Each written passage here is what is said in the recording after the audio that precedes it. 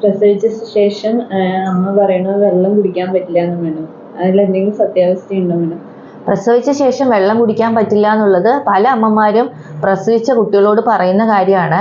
അവർ മെയിനായിട്ട് പറയുന്നത് എന്താണെന്ന് വെച്ച് കഴിഞ്ഞാൽ വെള്ളം കുടിച്ചു കഴിഞ്ഞാൽ വയറ് ചാടും എന്നുള്ളതാണ്.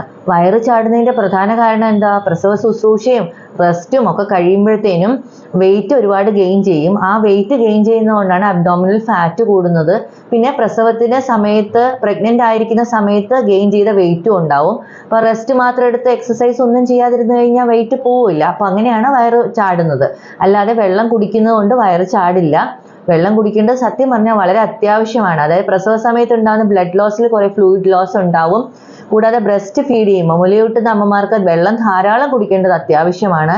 പ്രസവശേഷം ഉണ്ടാകുന്ന ക്ഷീണം, തലവേദന, മലശോധന ശരിക്കും പോവാതിരിക്കുക, അങ്ങനെയുള്ള കാര്യങ്ങൾക്കും മുറിവുകൾ ഉണങ്ങുന്നതിനും എല്ലാം ധാരാളമായി വെള്ളം കുടിക്കേണ്ടത് ആവശ്യമാണ്. വെള്ളം പല രൂപത്തിലും കഴിക്കാം. വെള്ളമായിട്ട് കഴിക്കാം, അല്ലെങ്കിൽ സൂപ്പിൻ്റെ രൂപത്തിൽ കഴിക്കാം, അല്ലെങ്കിൽ ഇളനീരായിട്ട് കഴിക്കാം. ഇതെല്ലാം ശരീരത്തിന് നല്ലതാണ്.